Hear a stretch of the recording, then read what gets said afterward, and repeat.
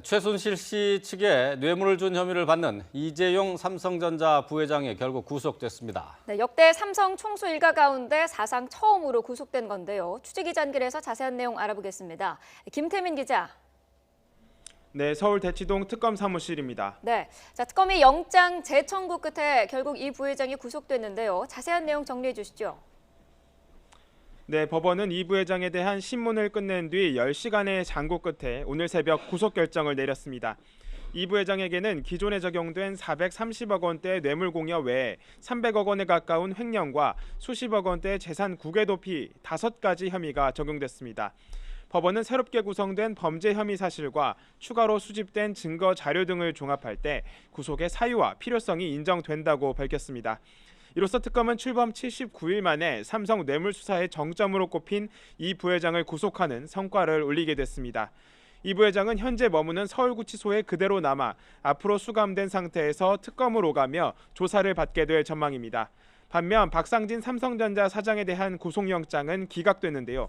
지위와 권한 범위 등에 따른 실질적 역할 등을 비춰볼 때 구속의 사유와 필요성을 인정하기 어렵다는 게 법원의 판단입니다. 이에 따라 박 사장은 아침 7시쯤 집으로 돌아갔습니다. 네, 지난달에 이재용 부회장에 대해서는 기각 결정을 내렸었는데요. 법원이 이번에는 특검의 손을 들어줬군요. 네, 앞서 어제 법원은 이 부회장에 대한 구속 전 피의자 신문을 무려 7시간 넘게 진행했습니다.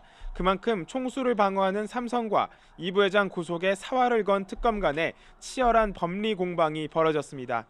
신문 과정에서 이례적으로 휴식 시간까지 가질 정도였는데요. 결과적으로 법원이 특검의 주장에 일리가 있다는 판단을 내린 셈이 됐습니다. 지난달 법원은 이 부회장이 대가를 바라고 최 씨 측에 뇌물을 준 혐의가 제대로 소명되지 않았다고 판단했습니다.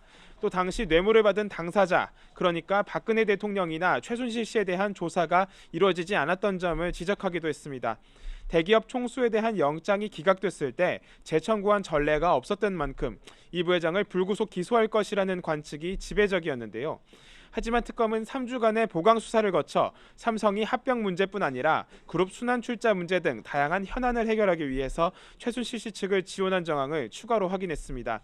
이에 따라 다시 한번 이 부회장을 불러 조사한 데 이어 구속영장을 청구하면서 승부수를 띄웠고 결과적으로는 적중하게 됐습니다. 네, 특검의 1차 수사 기간이 얼마 남지 않았는데요. 앞으로 특검의 수사 어떻게 진행될까요? 네, 일단 특검에게 남은 시간은 2주도 채 되지 않습니다. 오는 28일이면 70일로 정해진 1차 수사기간이 종료될 예정인데요. 물론 특검이 국회에도 수사기간 연장 법안이 통과되길 원한다는 의견서를 냈고 또 어제 황교안 대통령 권한대행에게 수사기간 연장을 요청해 놓은 상태이기 때문에 조금 더 두고 봐야 합니다.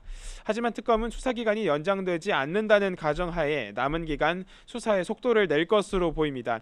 이 부회장을 구속하면서 뇌물죄 입증의 문턱을 넘어선 만큼 박 대통령의 뇌물수수 혐의 역시 일정 부분 법정에서 인정된 것으로 해석됩니다. 하지만 최고의 하이라이트가 될 박 대통령 대면 조사는 힘들어질 수도 있다는 관측이 나오고 있습니다. 이 부회장의 구속으로 뇌물죄가 어느 정도 입증이 된 만큼 박 대통령이 선뜻 특검과 마주 앉을 가능성이 낮아졌기 때문입니다.